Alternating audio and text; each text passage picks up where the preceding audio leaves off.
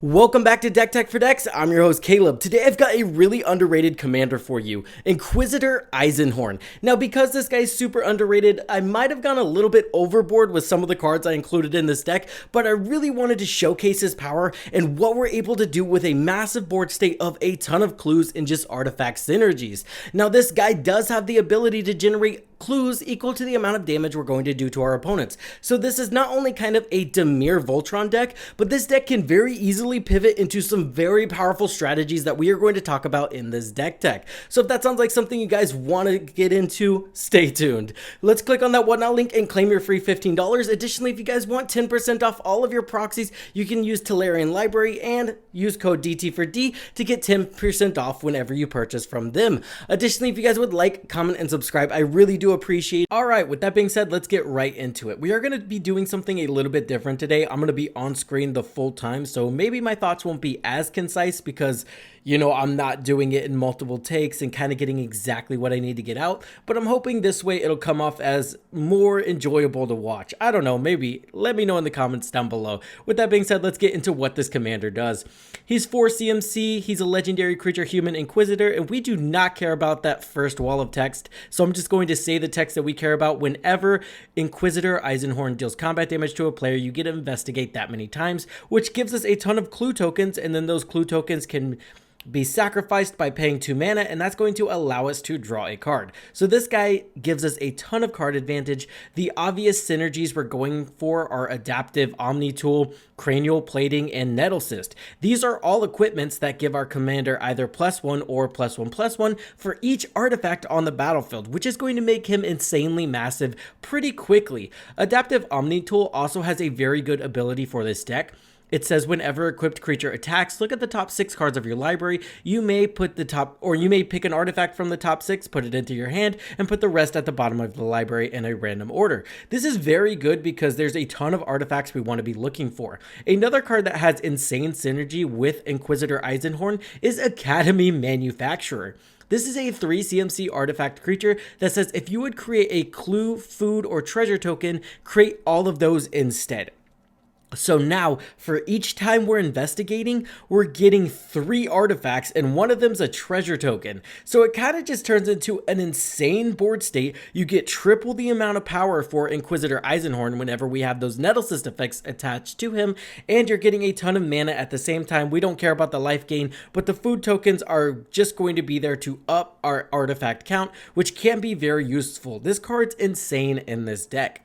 Excalibur is also pretty insane. This is a 12 CMC legendary equipment, but we're never casting it for 12 CMC because this spell's cost is reduced by X, where X is the total mana of historic permanents we control. We're casting a ton of artifacts in this deck. Our commander is also historic since it's legendary, so right out of the gate it gets reduced by 4, signets reduce it by 2. It's not hard to get 12 mana value of historic permanents on the battlefield, and then once we do that, it gives equipped creature +10/+0 and has vigilance, and then it's only 2 to equip. So right out of the gate, this allows us to generate upwards to 10 clues a turn very consistently. This card is insane. Another card that's kind of insane in this deck and not really insane in other decks is 500 Year Diary. It's 4 CMC, a legendary artifact clue. It enters the battlefield tapped, but then you can tap it to add 1 blue for each clue you control, which is insane. And then it has the normal clue text. You can sacrifice 500 Year Diary to draw a card. We're not going to do that. We're just going to tap this and add 20 mana to our mana pool because why not? It's absolutely insane, especially since we do have some tap synergies we're going to get into later that allow us to tap and untap this to add increasingly more and more mana to our mana pool. It's just not going to be okay. We're also going to include Tamiyo's Journal here. This is a 5 CMC legendary artifact that says at the beginning of your upkeep, investigate, which investigating nets you a clue. Then you can sacrifice 3 clues and search your library for a card and put it into your hand. So a demonic tutor, that's an artifact that we just have to tap. And did I mention that we have a bunch of ways to untap this in the deck? So now we can tutor multiple times a turn. This card can just lead us to win the game. And the reason it can do that is because we included a questionable card here. Now, notably, judging on your power level, you might have to cut this card because it's absolutely insane in this deck. but the card I'm talking about is Time Sieve. For just 1 black and a blue, you get an artifact that says sacrifice 5 artifacts, take an extra turn. This means as long as our commander has 5 power and we have an open opponent, all we have to do is attack that opponent, generate upwards to 5 clues, sacrifice those 5 clues, and you guessed it, we get an extra turn. And that is basically infinite, and we're able to kill the entire table that way. Again, not okay. You might have to cut this depending on power level, but it was too good not to at least share with you guys. Now, I did also want to talk about how easily this deck can pivot into a different strategy and win without dealing 21 commander damage to someone's face. Cyberdrive Awakener is insane in this deck. It does do something very similar to Rise and Shine. Rise and Shine says target non-creature artifact you control becomes a 0/0 artifact creature, put 4 1/1 counters on it, each artifact that becomes a creature this way. Then it has Overload, so effectively you're able to turn all of your artifacts into 4/4 artifact creatures. Insane. Cyberdrive Awakener does something very similar but better in my opinion. It's 6 CMC, it has flying, and other artifact creatures you control have flying. Then, when Cyberdrive Awakener enters the battlefield, until end of turn, each non-creature artifact you control becomes an artifact creature with base power and toughness 4/4. So this is going to give them all flying, and again, whenever you have 24 4s on the battlefield, it's not hard to imagine a board state where that just flat out wins you the game. Marionette Master is another way we can easily just close out a game. This is a 6 CMC creature human artificer that has Fabricate 3. When this creature enters the battlefield, you can put 3 1/1 counters on it or create 3 1/1 colorless servo artifacts. It also says whenever an artifact you control is put into the graveyard from the battlefield, target opponent loses life equal to Marionette Master's power. What's very strong about this is we can equip Nettleslist to Marionette Master, easily make it 20 plus power, sacrifice 2 clues, and then the opponents are just going to lose the game because they just took 40 damage. This is going to be a very easy way to close out the game once we get the strategy going in a decent board state. Another card I put in the deck kind of as a meme but kind of as a serious win con is the Cyber Controller. This creature costs X, 2 blue and 1 black, and then it says whenever the Cyber Controller enters the battlefield, each opponent mills X cards, put all creature cards milled this way onto the battlefield face down under your control. They are 2/2 Cyberman artifact creatures. Other artifact creatures you control get +1/+1. So if you're in a very creature heavy meta, it's not hard to, let's say, sacrifice 20 clue tokens to a Clark Clan Ironworks, pump all of that mana into the Cyber Controller, every opponent mills 40 cards, and then you're going to take all of those creatures and put them under your control in the battlefield. That's going to be insane. That can just cause you again to win the game. Now, you might have to pass the turn after that and make it around, but honestly, if we have that extra turn ability, we could just sacrifice 5 of those artifacts, take an extra turn, and kill the entire table that way. Again, this deck can do some pretty crazy things that I'm excited to show you guys.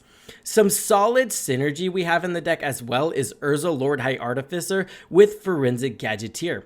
Forensic Gadgeteer is a 3 CMC Vidalcan Artificer Detective that says whenever you cast an artifact spell, you get to investigate. It also says activated abilities of artifacts you control cost 1 less to activate. This effect can't reduce the mana cost to less than 1. So now it's only 1 to sacrifice all of your clues.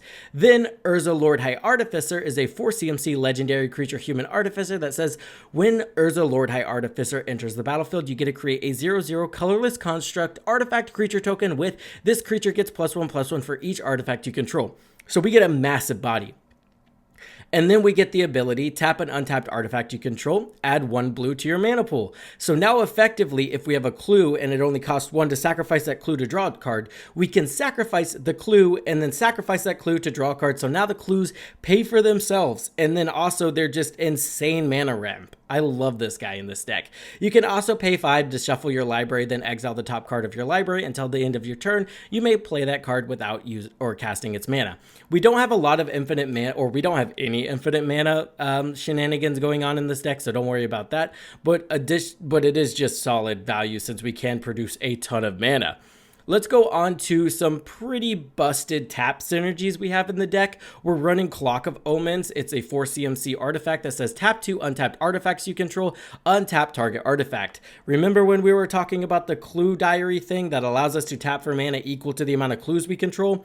Now we can tap 2 untapped clues, untap that clue, and add like 10 mana to our mana pool and do that over and over and over again, equal to the amount of untapped clues we have. It's kind of insane. Well, I say equal to the amount of untapped clues, but equal to the amount of untapped clues divided by 2 because you need 2 to tap them.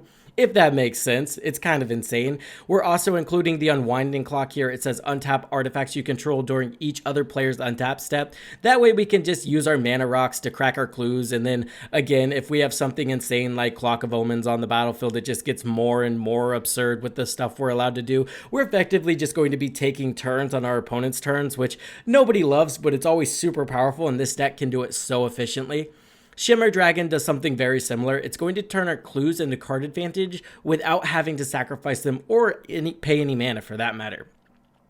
It's a 6 CMC creature dragon with flying and says as long as you control 4 or more artifacts, Shimmer Dragon has hexproof, so you can't even remove this thing. And then you can tap 2 untapped artifacts you control to draw a card. Again, tapping those clues to turn those clues into card advantage, insane. We're also in bracket 3, so I thought, what the heck, let's throw the One Ring in the deck. This is a broken artifact. I don't think I have to read it, but I will for the listeners. It's 4 CMC, legendary artifact. It has indestructible. When the One Ring enters the battlefield, you gain protection from everything until your next turn, and then at the beginning of your upkeep, you lose 1 life for each burden counter on the One Ring. Then you can tap it to put a burden counter and then draw cards equal to the number of burden counters on it. This with Unwinding Clock goes absolutely insane because you're able to draw 3, 4, 5, 6 cards because every single turn you're untapping it. It's absolutely insane. Same with Clock of Omens. We're able to untap the One Ring to draw 3, 4, 5. It just keeps going up and giving us more and more cards. Getting these on the battlefield will result in you quickly winning the game. I do want to talk about some other insane synergies in the deck. I'm on for Mori Vault. This is a land, so it's kind of just free to put in the deck. It taps for 1 colorless, and then we can pay 3 to discard a card and look at the top X cards of our library, where X is the number of artifacts we control. We get to put one of those cards into our hand and the rest on the bottom of our library in a random order. This is very powerful to find our key pieces. Maybe we're able to win the game. We have 20 artifacts on the battlefield. We just need to find one last piece like a Cyberdrive Awakener, or again, something to take an extra turn like our Time Sieve, and then we're able to go off and win the game. This can help you find that pretty easily. Again, we are just generating a massive board of artifacts, and this just adds some free value to it in the form of a land. Junkwinder is a 7 CMC creature serpent, but it has affinity for artifacts, so 9 times out of 10 we're just paying 2 blue for this guy. And then it says whenever a token enters the battlefield under your control, tap target non-land permanent opponent controls. It doesn't untap during its next untap step. This is really good here because now our opponents aren't really able to attack into us, and they're going to stay tapped down. That way we can easily get in with our commander. Kane Traitorous Dragoon. Now this guy or Treacherous Dragoon. I can't read. It's okay, guys. This guy's 3 CMC, and I thought he would be kind of cool to include. I'm still messing around with this guy, but he's a legendary creature human knight that has, during your turn, he has flying. And then it says whenever Kane deals combat damage to a player, that player gains control of Kane. If they do, you draw cards you draw that many cards and create that many tapped treasure tokens. So you deal 10 damage with this guy, you're going to draw 10 cards, and you're going to get 10 treasure tokens, which is absolutely insane and can lead us to winning the game, especially if, again, we're able to untap those treasure tokens or sacrifice those treasure tokens for an extra turn, or we sacrifice those treasure tokens to our Clark Clan Ironworks to start cracking our clues. There's a plethora of things we can do with this card, and I'm in absolute love with it. The next card is Martha Jones. She's 3 CMC. She has when Martha Jones enters the battlefield, you get to investigate, and then whenever you sacrifice a clue, Martha Jones and up to 1 other target creature you control can't be blocked this turn. Amazing. Now our commander is just straight up unblockable, and it synergizes with all of our clues. Piper Wright is basically a 1-to-1 copy of our commander, but she also has another added ability. She says, again, whenever she deals combat damage to a player, you get to investigate that many times, and then also whenever you sacrifice a clue, you get to put a 1/1 counter on target creature you control. Notably, We don't have to sacrifice the clue to the ability, so Krark Clan Ironworks works perfectly here. You can actually sacrifice a clue to Krark Clan Ironworks, pay the 2 mana to crack another clue to draw a card, and now you get to put 2 1/1 counters on a creature you control. It's absolutely insane. And again, we can put those counters on our commander. We don't have to just put them on Piper Wright. The next cards I want to talk about are Prophet Edric Memory. This guy is 2 CMC. He says whenever he enters the battlefield, we get to draw a card. You have no maximum hand size, and at the beginning of combat on your turn, if you've drawn more than 1 card this turn, put X 1/1 counters on target creature you control, where X is the number of cards you've drawn this turn minus 1. So it's another way we can kind of turn our clues into power, which is good because we don't want our clues to have to sit on the battlefield. And this guy gives us the opportunity to sacrifice a clue, draw a couple cards, put those counters on our commander, deal damage, and we're kind of just netting even on clues here, but we're up on card advantage, which I love. Ruthless Technomancer is also going to be absolutely insane here. This card's 4 CMC. It says whenever Ruthless Technomancer enters the battlefield, you may sacrifice another creature you control. If you do, create a number of treasure tokens equal to that creature's power. You also have the ability to pay 3, sacrifice X artifacts, and return target creature card with power X or less from your graveyard to the battlefield. X can't be 0. So this is a very good option to reanimate our commander if he ever dies. I mean, we have a ton of protection in this deck, but if he does die, this is a very good way to reanimate him because he doesn't have a big power. Additionally, it's not hard to take Nettle Cyst, equip it to a useless creature we have on the battlefield, cast Ruthless Technomancer, generate 20 plus treasure tokens, and then equip Nettle Cyst back to our commander to start dealing a ton of combat damage, then use those treasure tokens to crack all our clues and draw a ton of cards. Again, there's just a lot of utility in this deck once you start putting all the pieces together. The Aether Spark also seemed like a no-brainer. It's a 4 CMC legendary artifact planeswalker equipment.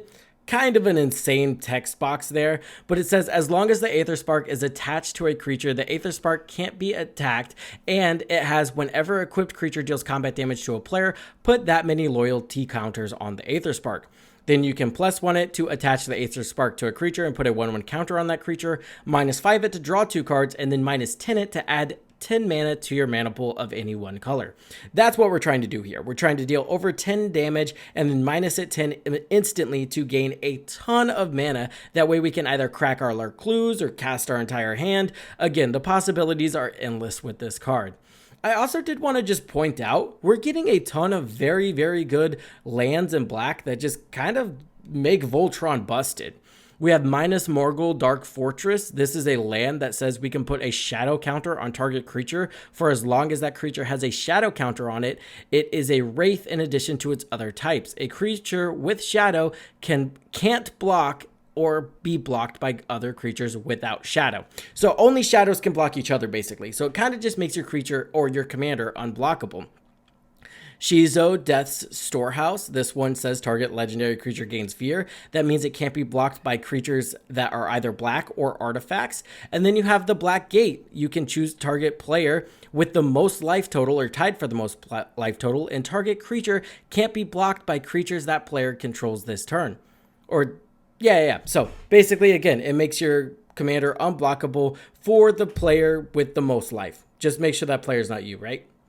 Yeah, because it is player. So if you have most lives, this doesn't work. But anyway, these are 3 black lands that kind of just make your commander unblockable. And when I was looking at that, I was like, man, Black Voltron just seems really good right now with all this unblockable goodness.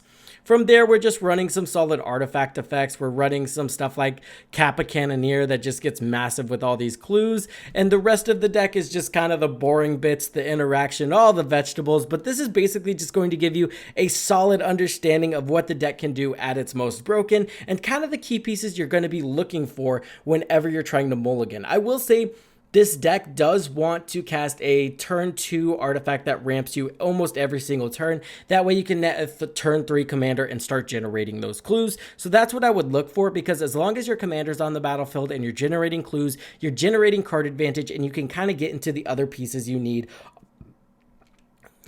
from there. With that being said, guys, I hope you enjoyed today's video. Let me know what you think about this format. If you like kind of like I guess the more randomness, or like not the clear thoughts, because I think if there's one downside to me doing this on screen and me just being right here the entire time, it's sometimes my thoughts aren't going to be as concise. But if it's what you guys want, I am down to do it, and I don't mind doing it as well. It's just like sometimes, again, I'm just going to miss a little thing here and there, but if it's more enjoyable for you guys to watch, it's something that I will do. So again, I would like some feedback on that. With that being said, I hope this helped you guys in your deck building endeavors, and I'll see you guys in the next one.